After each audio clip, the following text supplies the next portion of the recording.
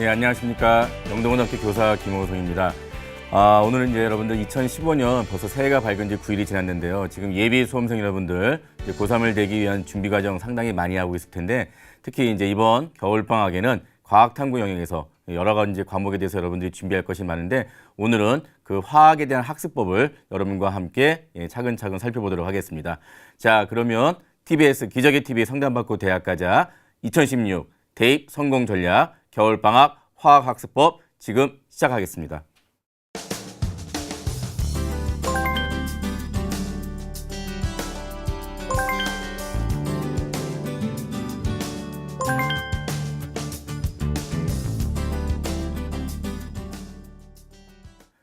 자, 그럼 본격적인 강의를 이제 시작해 보도록 하겠습니다.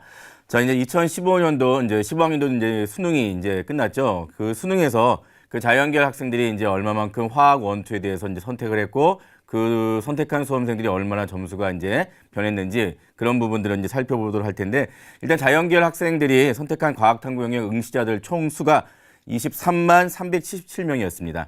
자, 과학탐구 영역 응시자 중에서 과목별로 8개 과목이 있죠. 응시자를 한번 살펴보도록 하겠습니다. 화면 보시겠습니다.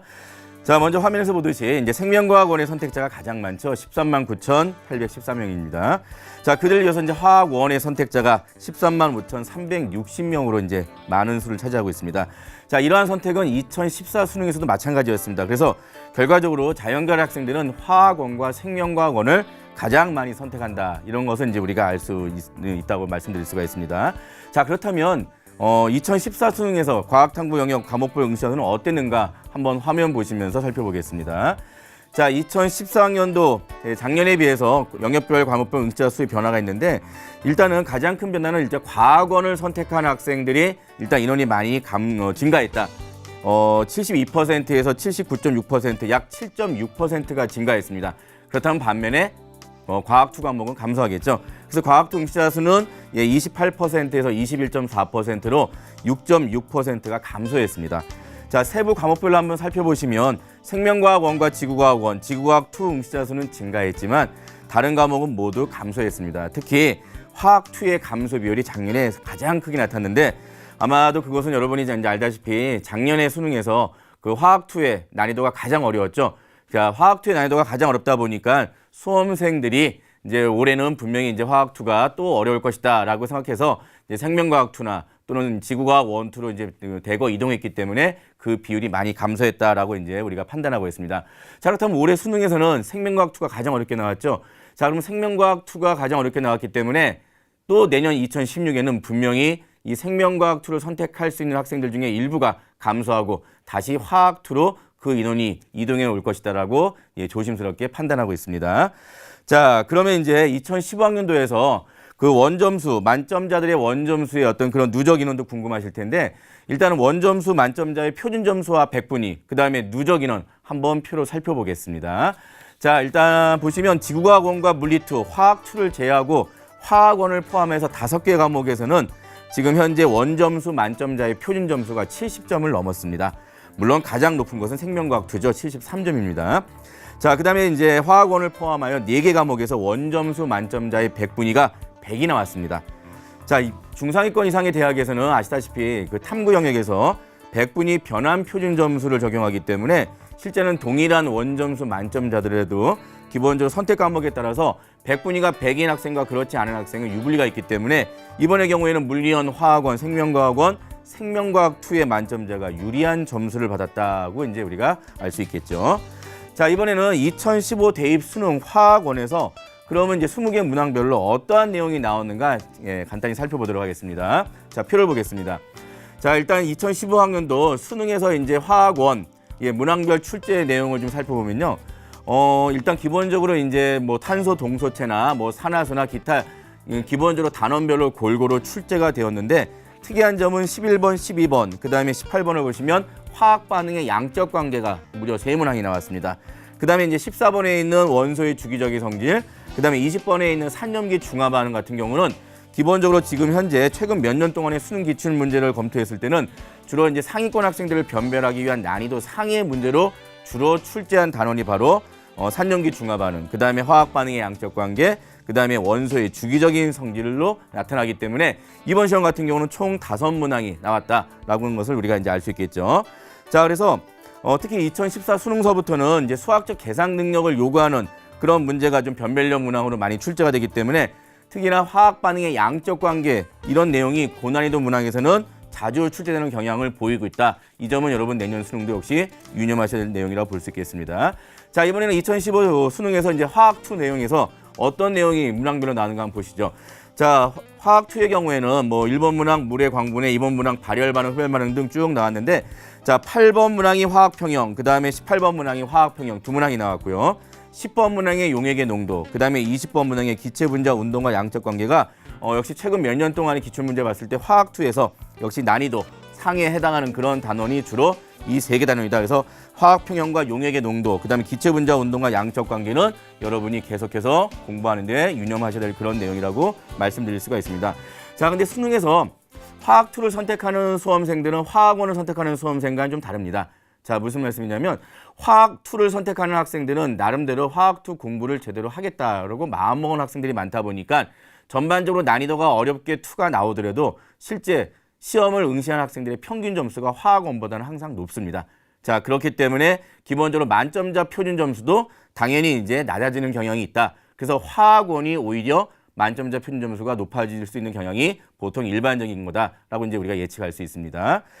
자, 이번에는 이제 여러분이 이제 예비 고3 여러분들이 겨울방학 때 그러면 이제 화학 공부를 어떻게 학습하는 것이 좋은가? 자, 그 부분을 3가지로 나눠서 한번 말씀을 드리겠습니다. 학교 내신과 그다음에 수능, 논술고사, 대학별고사죠. 이 논술고사 3가지를 가지고 이제 말씀을 드리겠습니다. 자, 첫 번째 학교 내신입니다. 아마 여러분이 이제 3학년 올라가면 주로 이제 일반 고등학교 중심에서 보면 주로 이제 과학 2 과목을 2과목 정도를 평균적으로 이제 교육 과정에서 배우게 됩니다. 물론 이제 경우에 따라서 어떤 학교는 1과목, 어떤 학교는 3과목까지 배울 수가 있겠죠. 자, 그러면 여러분이 이제 배우는 그런 2과목에 해당하는 부분, 자, 3학년 때 처음 시작하는 과목입니다. 자, 그러면 이런 내신을 우리가 어떻게 준비하는 것이 가장 좋으냐? 가장 중요한 것은 교과서를 많이 읽는 겁니다. 자, 화학원 교과서에 비해서 화학2 교과서가 내용이 좀 많습니다. 개념도 많고. 자, 그러다 보니까 여러분들이 실제 교과서를 읽는 게 상당히 어려워서 처음부터 교과서를 외면하고 각종 여러 가지 이제 매체나 아니면 외부의 도움을 여러분이 얻는다면 자기가 교과서 내용을 스스로 읽는 그런 시기를 놓치게 되면 계속해서 여러분이 교과서 때문에 많이 힘들어집니다. 자, 그래서 여러분이 교과서를 읽는 것이 중요하다. 특히 학교 내신 같은 경우는 그 해당 학교별로 교과서를 통해서 선생님하고 교류하는 거기 때문에 반드시 교과서를 정독하는 것이 중요하다. 자, 그다음에 여러분이 교과서를 읽다 보면 그 중단원별로 이제 단원 마무리 문제가 있는데 특히 개념 마무리 문제가 있을 겁니다. 그 개념 마무리 문제를 좀 더 여러분이 방학 동안에 교과서를 한 2월 초쯤에 아마 받을 텐데 그때부터 여러분이 정독하면서 그 중단원별 개념 마무리 문제를 좀 충실하게 풀어보는 것이 좀 좋겠다라고 이제 말씀을 드릴 수가 있겠습니다. 자, 특히 중상위권 이하의 학생들은 실제 여러분 겨울방학 동안 그 3학년 올라가서 배울 이제 그 과학 2 과목이 너무 어렵다고 그래가지고 주로 이제 학원 등이나 여러 가지 이제 외부의 도움을 받아서 이제 공부를 하는데 실제 선생님이 이제 조언하고 싶은 것은 중상위권 이하의 학생들, 소위 말해서 3등급 이하의 학생들은 일단은 기본적으로 학원 수업보다는 본인이 이제 여러분이 교과서를 가지고 계속해서 여러 번 읽고 그 다음에 거기에 따른 여러 가지 문장이나 개념 자료들을 쭉 해서 검토하는 것이 더 중요하다라고 말씀을 드리겠습니다. 자, 그 다음에 화학 원보다는 이제 화학 2 단원을 보면 좀 특이한 점이 뭐냐면 내용도 많지만 수학적 계산을 요구하는 그런 개념들이 많습니다. 자, 그래서 실제는 수능과 같은 그런 시험에서도 보면 화학 2에 해당하는 출제 문항들은 주로 계산 문항이 반 이상을 차지하기 때문에 실제는 그 주어진 30분 시간 안에 20문항을 풀기가 쉽지가 않죠. 자, 특히 이 화학 2 단원을 보면 단원명을 보시면 이상기체 상태 방정식, 그 다음에 이제 뭐 농도, 몰농도, 몰랄농도, 그 다음에 묽은 용액의 성질, 그 다음에 이제 여러분 열화합 반응식을 이용한 헬스 법칙, 자, 그 다음에 반응 속도와 반감기, 특히 반감기는 이번에 교육과정에 새로 들어왔죠. 그 다음에 이제 여러분 화학 평형 등의 이런 부분들은 실제 여러분 단원 내용 자체에서 수학적 계산을 요구하는 것이 많기 때문에 수학적 계산을 두려워하면 안 됩니다. 그래서 여러분이 화학 2를 공부할 때 수학적 계산에 대한 그런 부분도 여러분이 편하게 받아들여라. 그게 이제 선생님이 여러분께 조언해 줄 수 있는 그런 내용이다라고 말씀드리겠습니다. 자, 3번째 내신을 이제 위해서 준비할 수 있는 방법은 여러분이 인터넷 강의를 좀 활용해 달라. 예, 특히 여러분들 EBS 강의나 강남구청의 인터넷 강의는 상당히 여러분 내용의 질적 면이 상당히 높기 때문에 이런 부분들은 여러분이 저렴하고 그다음에 내용의 질이 좋아서 상당히 여러분이 혼자 공부하는 데 많은 도움이 될 거라고 선생님이 강력하게 추천해 드리겠습니다. 자, 이번에는 이제 수능에 대한 이야기를 할까요? 자, 여러분 이제 수능은 이제 화학원, 화학2를 보는 건데 자, 여러분 수능은 반드시 탐구 영역은 연계 교재가 있습니다. 그래서 EBS에서 여러분 연계 교재, 요즘 여러분 연계율 70%가 좀 변화할 것이다. 라고 이제 여러분들 어제나 그저께 여러분들 뉴스를 보시면 예, 이제 장관님이 말씀하신 게 있었죠. 자, 여러분 그래도 일단 연계율이 높게 진행되는 것은 사실이기 때문에 EBS 연계 교재는 반드시 여러분 연계율을 지키기 위해서 모든 학생들이 필수적으로 봐달라고 이제 지정한 교재입니다. 자, 그래서 여러분 탐구 영역에서 여러분 연계 교재는 수능 특강, 그다음에 수능 완성 단 2종류뿐입니다. 자, 여러분 수능 특강은 이제 좀 있으면 여러분들 발간될 거죠. 자, 수능 특강은 1월 달에 나오고 여러분 수능 완성은 한 6월 말쯤에 여러분 나오는 교재입니다. 다시 말씀드리면 수능 특강은 주로 이제 개념 위주의 개념서고 그다음에 수능 완성은 여러분 문제풀이용이기 때문에 지금 여러분 수능 특강을 가지고 화학원을 이번 겨울 방학 때 복습하는 시기다. 자, 그래서 여러분이 수능 특강을 가지고 화학2를 예습하는 시기가 아니라 화학원을 복습하는 시기다. 자, 이 부분을 여러분 정확히 말씀을 드리겠습니다. 자, 근데 여러분이 수능 연계 교재를 가지고 학교 내신을 준비한다거나 논술고사와 같은 것들을 여러분 준비하려는 학생들에게는 선생님은 이 수능 연계 교재는 반드시 수능용이다. 그래서 여러분이 정말 논술고사와 내신을 준비하고 싶으면 교과서부터 먼저 여러분이 읽고 공부해라라고 다시 한번 강조해 드리겠습니다. 자, 그 다음에 또 여러분이 수능을 준비하기 위해서 또 좋은 점은 뭐냐면 일단 여러분들 그 평가원에서 그러니까 수능을 주관하는 한국교육과정 평가원에서 여러분들 매년 6월, 9월 모의 수능과 그다음에 본수능, 11월에 보는 수능 이 3번의 여러분 시험을 출제합니다. 자, 그다음에 이제 여러분 서울시 교육청을 포함한 각 시도 교육청에서 여러분들 전국연합 학력 평가를 시험을 시행하죠. 자, 그래서 여러분이 그 평가원에 있는 기출 문제와 그다음에 교육청에서 여러분 출제한 기출 문제를 가지고 화학원의 어떤 내용을 정리하는 것이 중요하다. 그래서 여러분 다른 문제집이나 개념수를 풀기보다는 먼저 우선적으로 기출 문제를 봐달라. 단 여러분 기출문제는 내가 원점수 기준으로 뭐 몇 점을 맞겠다 이런 식의 어떤 그런 개념보다는 기출문제 해설을 통해서 여러분이 꼼꼼히 이런 문항이 이렇게 출제가 되는구나. 즉 내가 알고 있는 개념이 수능형에서는 이렇게 나오는구나. 이런 부분을 중심으로 여러분 공부하는 것이 좋겠습니다. 자, 근데 여러분 이제 마지막으로 3번째 논술고사가 있는데 자, 이 부분은 좀 아마 여러분들이 지금부터 논술을 준비하는 학생들이 많다 보니까 많이 궁금해할 겁니다. 여러분 실제 논술고사는 여러분들이 자연계 학생이다 보니까 일단 준비는 뭐 화학 1, 2와 관계없이 여러분 준비는 일단 여러분들 겨울방학 이번 고2 겨울방학이 아니라 학교에서 정상적으로 수학 교육과정과 그다음에 과학 교육과정이 모두 끝나는 시점인 실제 여러분 3학년 여름방학부터 준비를 해도 늦지가 않습니다. 자, 그래서 여러분이 지금 이제 화학 1, 2가 지금은 이제 논술고사를 여러분 시행하는 데에 작년 기준에서 여러분 27개 대학이었습니다. 물론 이제 그 중에 2개 대학은 이제 여러분 인문 논술만 했기 때문에 총 논술고사를 실시한 대학은 29개 대학이지만 지금 27개 대학의 자연계 논술고사를 실시했던 대학들을 살펴보면 수학 논술만, 그러니까 수리 논술만, 수학 문제만 나오는 수리 논술만 진행한 대학 일부 대학을 빼고는 전부 다 수학과 과학 문제가 출제가 되었고 과학에서 가장 많이 다루는 과목이 생명과학과 화학입니다. 자, 그래서 여러분이 화학을 공부해 두면서 논술고사를 배제할 수 없기 때문에 선생님이 3번째 학습법으로 논술고사는 어떻게 준비하는 것이 좋겠는가 이 부분을 좀 말씀을 드리겠습니다. 자, 먼저 이제 화학원만 출제하는 대학이 있습니다. 자, 화학원만 출제하는 대학은 이제 지금 이제 2015 대입 기준입니다. 건국대학교가 그랬고요. 그다음에 성균관대학교, 그다음에 인하대학교가 그렇습니다.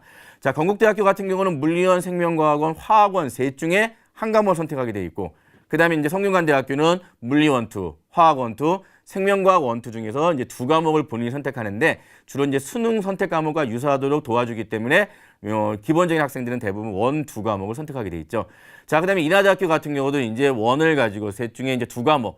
인하대학교는 이제 수학과 과학을 보는데 수학과 우수자 전형 논술에서는 수학은 필수고 과학은 셋 중에 물리원, 화학원, 생명과학 중에 2과목을 고르게 되어 있습니다. 자, 그다음에 이제 화학1을 중심으로 출제를 하되 화학2 내용을 심화 있게 낼 수 있다. 결국 화학2까지 내겠다는 거죠. 그런 대학이 이제 대부분의 대학들입니다. 여러분이 알고 있는 뭐 연세대학교, 고려대학교, 상위권 대학을 포함해서 서울에 있는 모든 주요 중상위권 대학들, 그다음에 또 지방의 국공립 대학들, 논술고사를 요번에 시행하는 부산대나 경북대나 이런 모든 대학들이 전부 다 여러분들 기본적으로 이제 화학1, 2를 같이 가겠다. 자, 그래서 일단 여러분들이 화학1과 화학2에 대해서는 기본적으로 논술까지 같이 간다는 개념으로 여러분 이번 겨울방학을 좀 준비해야 되겠습니다. 자, 그러면 여러분이 이제 그 논술고사를 이제 그 과학 문제를 풀기 위해서 어떤 이제 준비가 필요하냐? 개념의 이해가 가장 필수입니다. 자, 그래서 여러분이 그 각 대학의 기출문제 풀이 또는 각 시중에 나와 있는 논술고사 문제집에 있는 문제를 풀이하는 것이 아니라 여러분들은 이번 겨울방학 때 논술고사를 준비하기 위해서 화학1, 화학2의 개념을 정리하는 거다. 즉 혹시나 수능 선택 과목을 하지 않는 학생일지라도 본인이 했던 논술고사를 위해서 개념 정리를 이번 겨울방학 시기에 반드시 해둬야 여러분이 이제 3월 달에 학기가 시작될 좀 편하게 갈 수가 있습니다. 자, 실제 여러분이 이제 그 교과서가 지금 현재 이제 화학 1에 해당하는 교과서가 이제 총 이제 4종이 있습니다. 1, 2가. 자, 그래서 종류가 많지 않다 보니까 그 4개 교과서에서 공통으로 다루고 있고 더군다나 교육과정에서 필수로 다루고자 하는 그런 내용을 주로 대학에서 실제 출제하기 때문에 여러분들이 올해 실시한 2015 수시모집 논술고사 기출문제가 아직 대학별 홈페이지에 올라와 있지 않기 때문에 조만간 올라오면 그 문제와 그 다음에 2015 모의 논술고사가 있습니다. 이 모의 논술고사를 여러분 가지고 실제로 2016 논술을 준비하시는 것이 좋습니다. 물론 여러분 논술고사 이외에 또 화학 원투가 쓰이는 부분이 어디가 있냐면 이제 서울대학교와 같은 면접 구술고사, 특히 교과 면접을 보는 그런 대학에 실제 여러분 필요하죠. 물론 여러분들 면접 구술고사에서 교과 면접을 보는 서울대학교 일반 면접도 있지만 연고대와 같은 기본적으로 이제 그 수학과학 특기자 전형에서도 실제 여러분들 그런 과학에 대한 내용들, 교과 내용을 물어보기 때문에 그런 부분을 위해서도 반드시 필요한 것은 여러분들 교과 개념이다. 자, 그래서 여러분이 교과 개념을 준비할 때 실제 이제 이번 겨울방학 때 어떻게 준비하냐면 여러분 일단 지금 현재 화학 1은 다 배웠을 겁니다. 그래서 화학 1 교과서와 그 다음에 이제 수능 특강 이제 곧 나오죠. 수능 특강 교재를 가지고 여러분이 일단 개념을 중심으로 쭉 여러분이 이제 교과서를 정독하고 개념을 중심으로 정리해 놓으시기 바랍니다. 실제 논술고사에서는 학교 시험에 서술 논술형과 유사한 형태의 제시문과 그 다음에 문제가 나가더라도 실제 문제를 물어보는 어떤 난이도나 어떤 방법이 좀 다릅니다. 그럴 때 실제 그 문제를 해결할 수 있는 가장 키포인트는 역시 개념 이해가 되어 있는 학생들이 올바르게 대학 논술고사에서 나온 그 논제에 대한 방향을 읽을 수 있다는 겁니다. 자, 선생님이 한번 예를 들어 볼게요. 가장 지금 화학원에서 많이 이제 출제되었던 그동안 기출문제 할 때 가장 출제 많이 되었던 부분이 이제 분자 구조입니다. 다시 말씀드리면 극성 분자, 무극성 분자, 그다음에 쌍극자 모멘트, 전자쌍 반발 원리와 같은 그런 제시문들을 제공한 후에 기본적으로 이제 어떤 분자 구조에 대해서 그 분자 구조에 대한 루이스 전자 점식을 그려보고 그 다음에 이것들의 두 분자 구조가 어떻게 분자 모양이 다를 것인지를 예상해봐라. 주로 이제 이런 형태의 이제 문제가 많이 출제가 되었습니다. 자, 그럴 경우에 분명히 여러분들 개념적으로 전자쌍 반발 원리가 무엇이고 그 다음에 분자 기본적으로 이제 극성 분자와 무극성 분자의 정의가 무엇이고 하는 것은 여러분이 알고 있습니다. 그래서 실제 수능 시험이라면 다음 분자 중에 극성 분자와 무극성 분자 분류가 올바르게 된 거 또는 쌍극자 모멘트 합이 0이냐 아니냐 이런 정도를 간단하게 분류하는 정도 그 다음에 결합각이 누구보다 더 크냐 작냐 이 정도의 대서관계만 물어봤지만 실제 논술고사에서는 기본적으로 이제 루이스 전자 점식을 본인이 기본적으로 그것들을 표시한 후에 그 표시한 것을 바탕으로 분자 구조를 예측하여 예측한 모양을 서술하도록 요구하고 있습니다. 자, 그러려면 여러분이 반드시 개념적으로 내가 기본적으로 이제 루이스 전자 점식이 제시문에서 주어지는 짤막한 개념 이외에 확장된 개념들, 교과서에서 길게 설명했던 그런 개념에 대한 이해들을 여러분 머릿속에 떠올려야만 실제 논술에 대한 답을 정확하게 쓸 수가 있는 겁니다. 자, 그래서 여러분이 이번 겨울방학 때 학교 대신 그 다음에 이제 수능에 대한 화학원, 그 다음에 여러분들이 논술고사를 준비할 수 있는 그런 부분에서 화학학습법이 어떤가 이런 부분을 한번 살펴봤고 정리한 내용 다시 한번 살펴보도록 하겠습니다.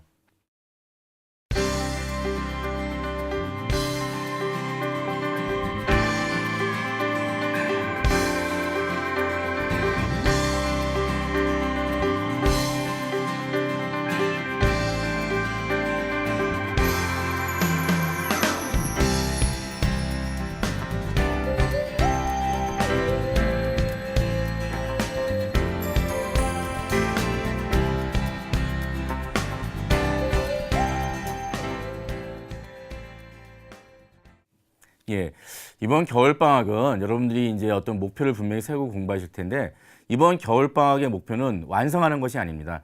자, 여러분들은 이번 겨울방학의 목표는 반드시 이제 3학년을 시작할 수 있도록 시작할 수 있도록 일종의 이제 워밍업 하는 단계고 그다음에 3학년 3월과 이어질 수 있도록 준비하는 단계이기 때문에 여러분이 너무 무리한 목표를 세우시면 실망도 크실 겁니다. 자, 그래서 일단 화학에 대한 학습법으로 여러분이 목표를 세우실 때는 교과서를 내가 몇 번 읽는다. 정독한다. 이게 이제 여러분 목표로 세우시면 될 것 같고요. 그 다음에 기본적으로 이제 그 화학원 수능형 모의고사의 기출문제에서 해설의 내용이 어떻게 설명하고 있는가. 아, 이런 문제는 이렇게 출제가 되는구나. 그런 어떤 기본적인 어떤 형식이나 유형들을 익히는 정도 수준에서 여러분이 목표를 삼으시면 좋을 것 같습니다. 자, 그 다음에 여러분이 이제 아마 과학탐구 영역을 내가 무슨 과목을 선택할지, 물론 여러분이 이제 몇 번 모의고사를 보다 보면 선택이 좀 바뀌겠지만 제일 중요한 것은 여러분들 분명히 8개 과목입니다. 자, 내가 끝까지 포기하지 않고 좋아하면서 끝까지 여러분이 내가 만족할 수 있는 그런 과목, 다시 말씀드리면 점수의 만족이 아니라 공부에 대한 만족을 할 수 있는 그런 과목을 여러분이 선택하는 것이 좋다라고 마지막으로 말씀을 드리겠습니다. 자, 이제 이어서 이제 생명과학 최영 선생님의 강의가 계속 이어질 테니까 끝까지 겨울방학 과탐 학습법 지켜봐 주시기 바라겠습니다. 고맙습니다.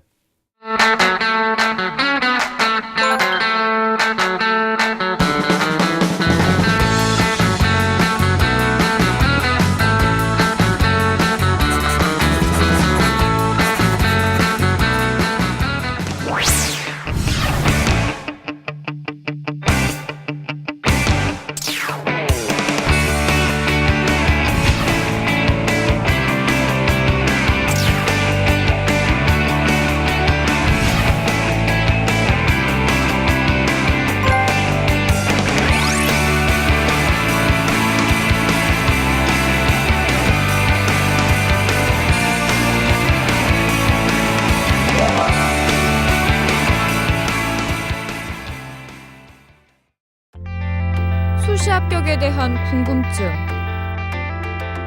내신 성적에 대한 걱정, 내가 원하는 대학, 고3은 걱정이 많다.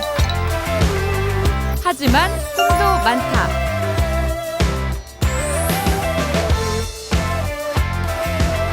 내 꿈이 이루어질 수 있도록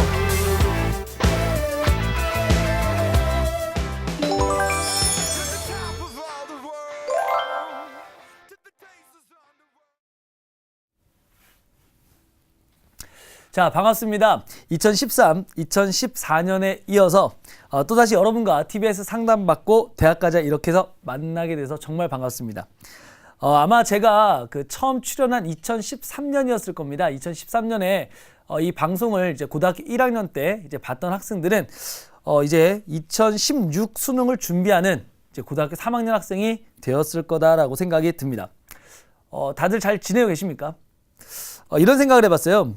처음에 정말 많이 떨렸습니다. 진짜 처음에 제가 이 방송을 할 때 생방송이다 뭐 이런 생각들을 쭉 하다 보니까는 정말 안 좋은 생각들을 많이 했었어요. 이 방송국이 정전이 되면 어떨까? 혹은 그 외에 어떤 다른 문제들이 좀 생기면 어떨까? 그런 생각들을 진짜 많이 했는데 뭐 그렇다고 해서 지금 지금은 안 떨리냐? 그런 건 아니고요. 지금도 역시 떨립니다. 하지만 생각을 해보면은 참 많은 어떤 한 해 한 해 진행이 되면서 많은 발전이 있었던 것 같아요. 그리고 지금은 심지어는요, 지하철에서 라바 아시죠? 그 라바하고 경쟁을 하는 사이가 됐습니다. 저도 지하철을 막 타다가 깜짝 놀랐어요. 라바가 나오다가 갑자기 제가 나오는 거예요. 정말 깜짝 놀랐는데, 아무튼 참 많은 일들이 있었고, 그런 많은 일들이 있는 가운데 2015년이 됐습니다. 그리고 또 그러한 여러분들과 올해 1년을 이렇게 쭉 지난다고 생각을 하니까는요, 지내겠다는 생각을 하니까는 정말로 좀 더 많은 애정이 간다라고 이렇게 말씀을 좀 드릴 수가 있습니다. 2015년 올 한 해요, 여러분의 의한, 그 다음에 여러분을 위한 생명과학 만점 합숙 전략을 고민을 하고요, 말씀드릴 것을 약속드리면서 2015년 첫 생명과학 합숙 전략 지금부터 시작해 보도록 하겠습니다. 자, 우선에 겨울방학, 우리는 무엇을 할 것인가?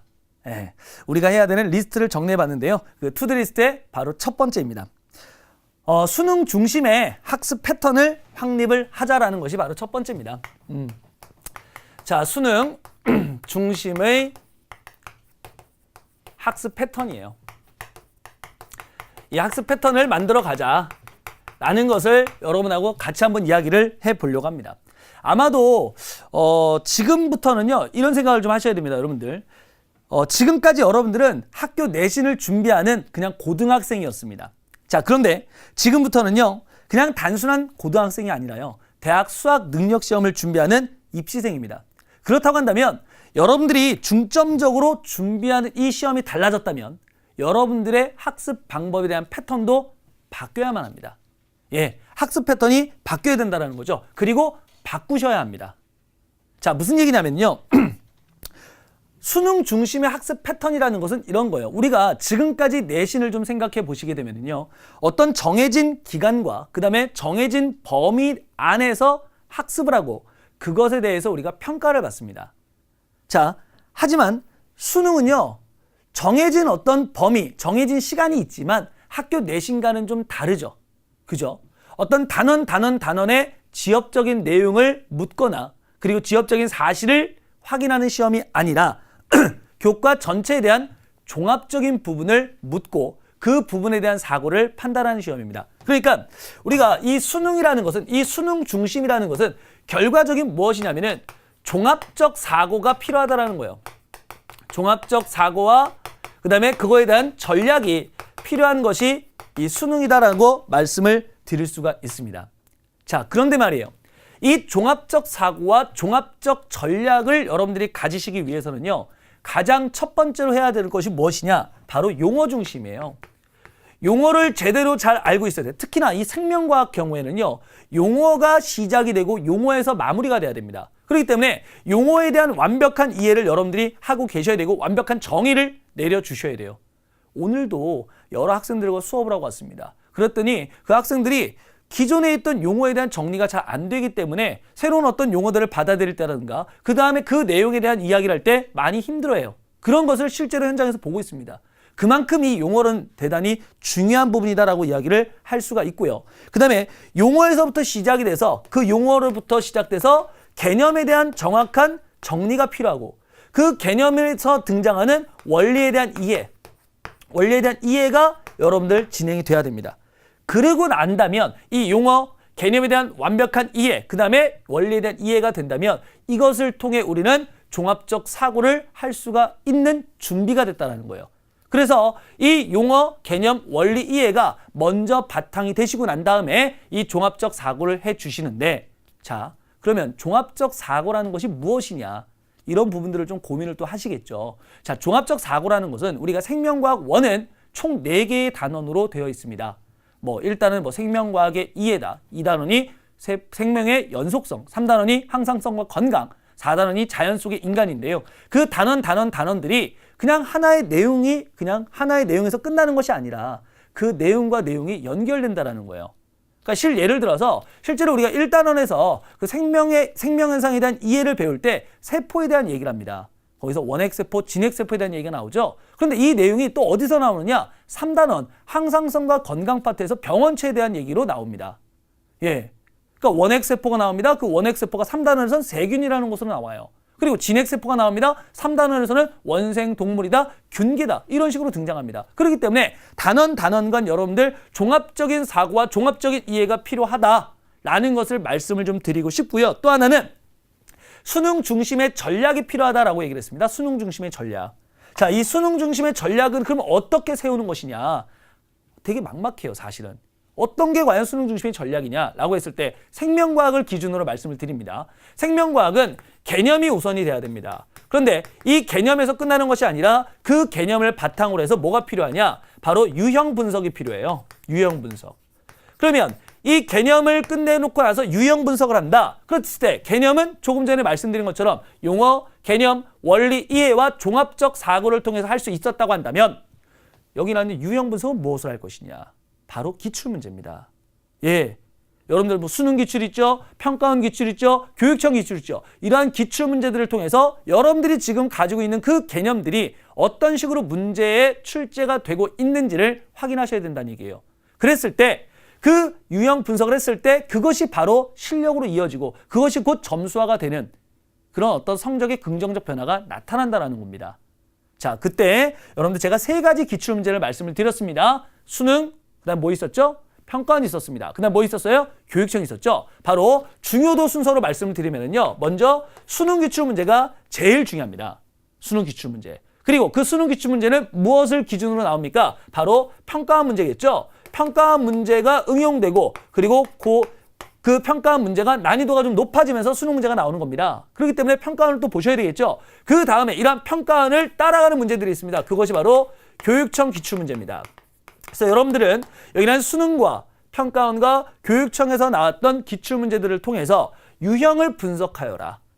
자, 종합적 사고를 통한 개념, 유형 분석, 즉 기출문제를 통한 유형 분석을 통해서 어떻게 내가 학습을 할 것이냐, 그 전략을 짜주시는 것이 바로 수능 중심의 학습 패턴을 바꾸는 과정이다 라고 보시면 됩니다. 무슨 말인지 아시겠어요?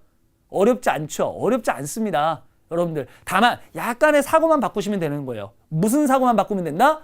여러분들은 지금 대학 수학 능력 시험을 준비하시는 수험생이다, 입시생이다 라고 보시면 되는 것입니다. 자, 두 번째입니다. 겨울방학 생명과학 투두리스트 두 번째, 바로 단권화 노트와 오답 노트를 만들자라는 것입니다. 자, 단권화 노트다, 그 다음에 오답 노트다. 자, 이게 어떻게 보면은 되게 막막합니다. 네. 그런데 이 단권화 노트라는 것은요, 여러분들 어려운 게 아니에요. 제가 조금 전에 뭐라 그랬었냐면요, 단원 유기적인 연결을 해줘야 된다라고 얘기를 했습니다. 종합적 사고를 해줘야 된다.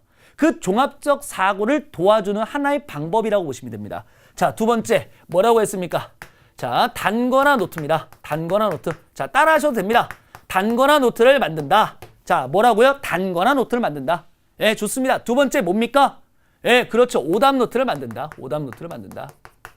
자, 여러분들 따라 하셔야 돼요. 지금 여기 뭐 카메라 감독님 다 따라하고 계십니다. 여러분들 따라 하셔야 됩니다. 예, 다시요. 단권화 노트를 만든다. 그 다음에 오답 노트를 만든다. 자, 그러면 방법론적으로 제가 말씀을 좀 드리겠습니다. 자, 무슨 얘기냐? 이 단권화 노트는요, 지금 무엇을 도와주는 일환이다? 여러분들의 흩어져 있는 개념을 하나로 묶어주는 일환이다 라고 말씀드렸습니다. 종합적 사고를 시켜주는 것이 바로 이 단권화 노트다 라고 말씀드렸어요. 자, 그런데 말이에요, 많은 학생들이 이 단권화 노트를 만들 때 교과별로 단권화 노트를 만들어요. 교과별로. 예를 들어 생명과학이면 생명과학, 화학이면 화학, 지구과학이면 지구과학, 이런 식으로 해서 과목별로 만드는데 물론 그것도 좋습니다. 나쁜 방법이 아니에요. 그런데 저는 이렇게 생각을 해봤어요.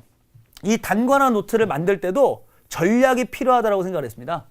그래서 무슨 생각을 해봤냐면은, 야, 이걸 과목별로 만들지 말고 그렇지, 단원별로 만들면 어떨까? 단원별로. 그러고 나서 제가 고등학교 때 제가 썼던 방법들을 생각을 해봤어요. 그랬더니 수학 오답 노트를 만들 때 수학이라는 과목이 아니라 수학 단원별로 오답 노트를 만들었어. 왜? 그랬더니 어떤 장점이 생길까? 그렇죠. 내가 수학을 못하는 게 아니었던 거예요. 수학의 방정식을 못했던 거예요. 수학의 함수를 못했던 거예요. 수학의 벡터를 못했던 거예요. 부분을 못했다라는 거예요.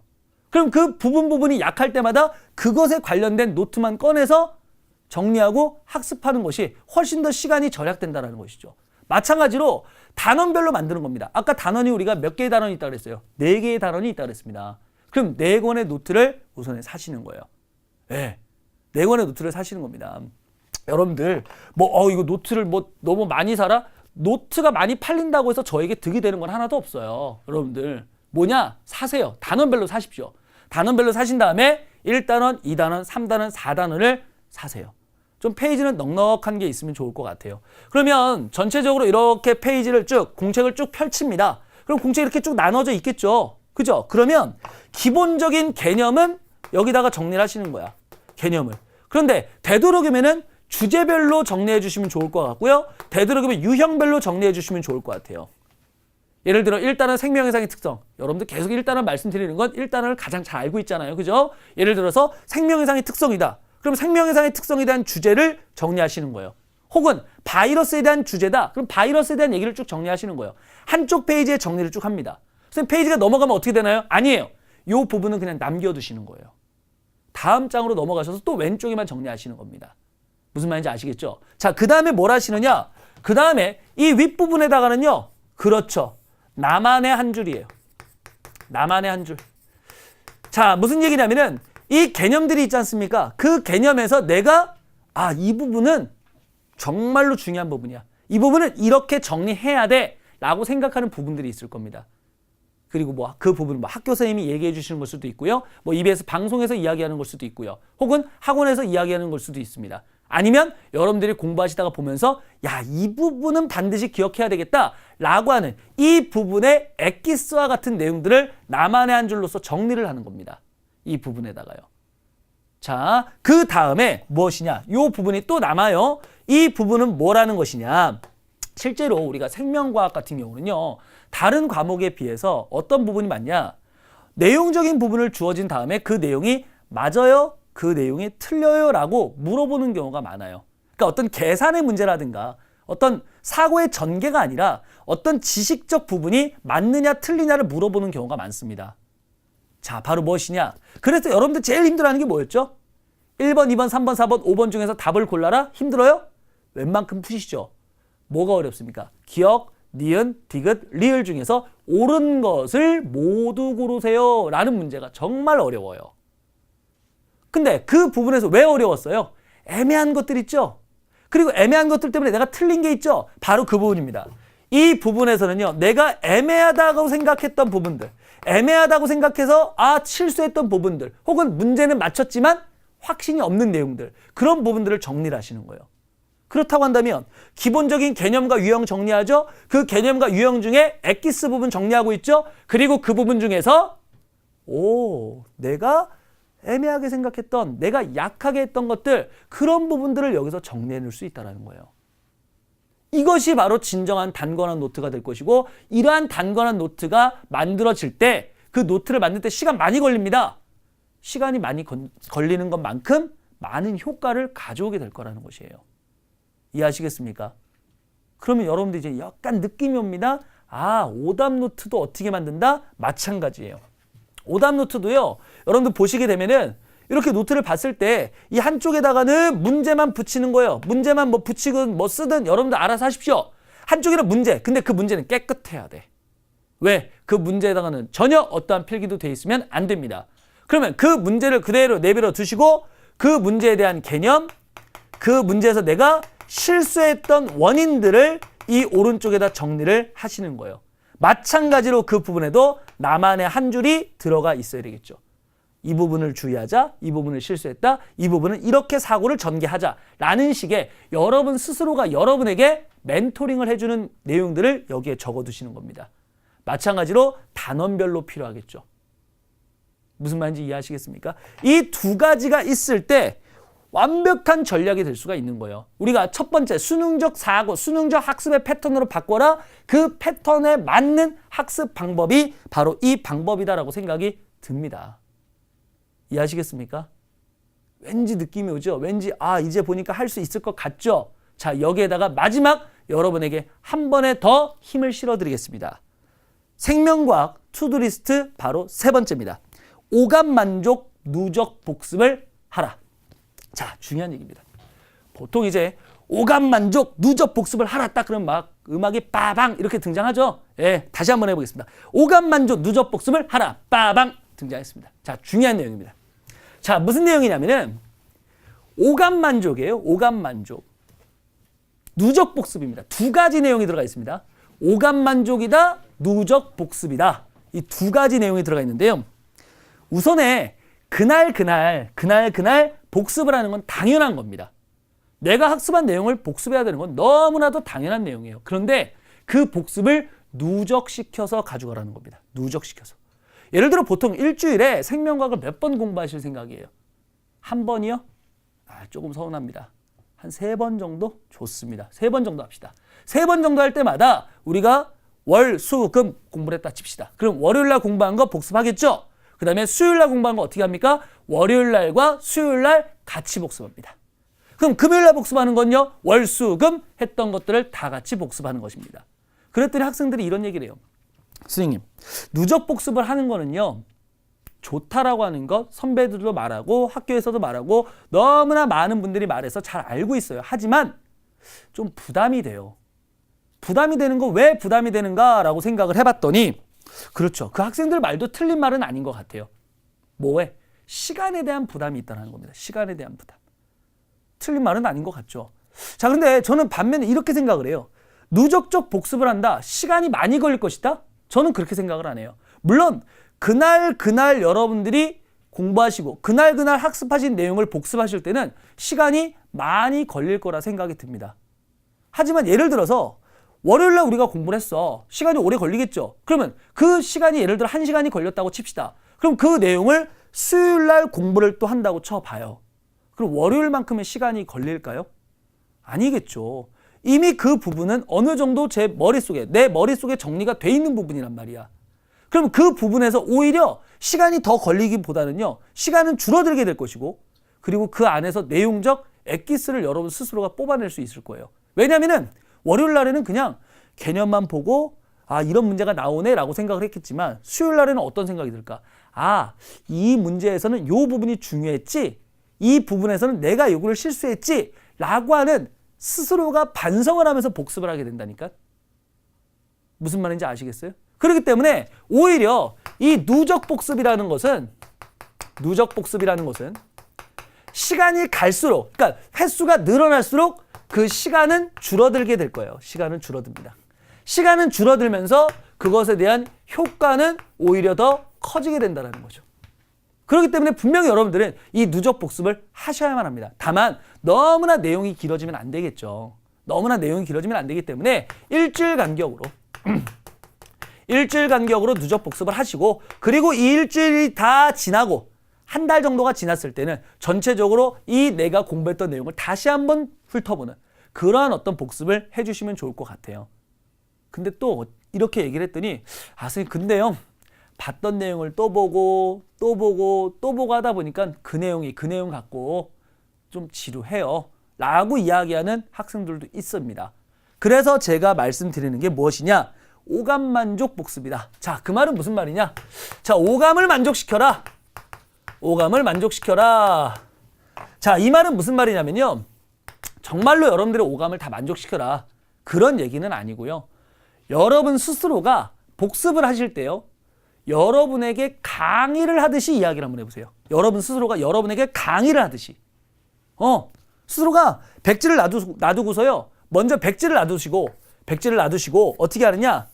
주제만 적어두는 거야. 주제만. 각각의 주제들만 쭉 적어놔요. 각각의 주제들만 쭉 적어놓은 다음에 여러분 스스로가 필기를 해보시는 거야. 이 칠판에다가 우리가 판서를 하듯이 필기를 하는 거야. 야, 이거는 요게 중요했어. 이 부분에서는 요건 실수하면 안 되지? 말 직접 하셔야 됩니다.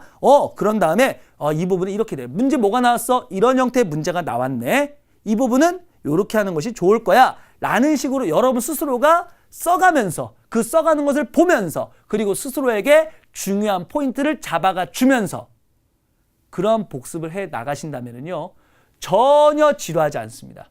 전혀 지루하지 않고 오히려 이 누적 복습에 대한 시간은 더 줄 것이고 효과는 더욱더 늘어나게 될 것이라는 것이에요. 무슨 말인지 아시겠습니까? 어려운 거 아닙니다. 여러분들 그리고 분명히 할 수 있을 거라 생각이 들어요. 그리고 해야만 합니다. 왜? 우리가 어떤 목표가 있다면 그 목표를 이루기 위해서 해야 될 것이 있죠. 그 해야 될 것을 여러분들이 반드시 할 수 있어요. 그래서 이것이 투두 리스트입니다. 무슨 말인지 아시겠습니까? 자, 여러분들 지금까지 우리가 겨울방학 생명과학 학습법에 대해서 정리를 해봤어요. 상당히 긴장도 되고 떨리는 가운데 정리를 해봤는데, 그럼 지금까지 한 내용들 다시 한번 되짚어 보도록 하겠습니다.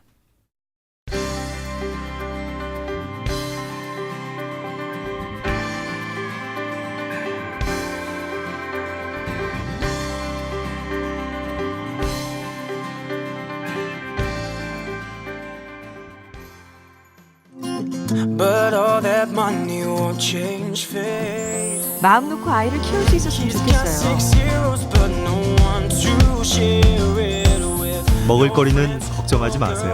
No one in the world. Everybody's gonna love. 올해는 꼭 취업하고 싶습니다. It's just the days we live in. Most of the time. 함께 살고 있는 이웃을 소개합니다. Get up out the door. Get up out the door. Open up your eyes. Open up your sky. 밤길 안심하고 다닐 수 있었으면 좋겠어요.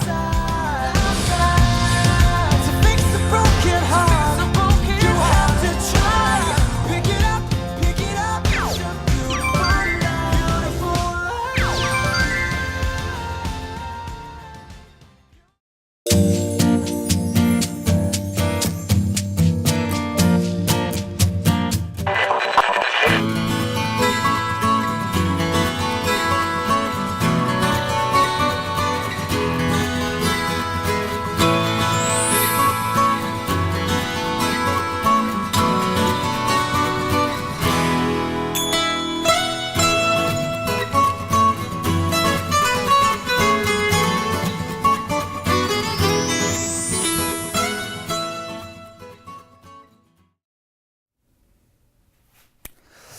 자, 오늘 우리는요, 2016 수능을 준비하는 첫 시간, 첫 도약을 함께 해봤습니다.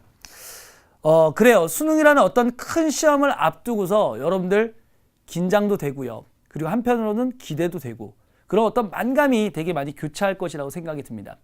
얼마 전에 저하고 되게 친한 어떤 지인과 이런 얘기를 해봤습니다. 학습이란, 공부란 무엇일까? 라고 얘기를 해봤는데요. 그분이 이런 얘기를 하더라고요. sudden growth다. 자, 무슨 얘기냐면요. 공부라는 것은요, 계단식으로 성적이 올라가지 않아요. 어떤 인내의 시간이 필요합니다. 그리고 그 인내의 시간을 지나고 났을 때 어느 순간 자신도 모르게 성적은 껑충 뛰어 올라와 있다라고 이야기를 하더라고요. 그리고 그것을 sudden growth다라고 이야기를 하더라고요. 분명히 여러분들 힘든 시간 있을 겁니다. 그리고 그 힘든 시간 이겨내셔야 됩니다. 수능에 대한 최고의 전략가, 여러분들 저와 그리고 이 TBS 상담받고 대학까지 여러 선생님들과 함께 하신다면 분명히 여러분들이 원하는 긍정적 변화를 가질 수 있을 겁니다. 2015년 바로 여러분의 해입니다. 감사합니다.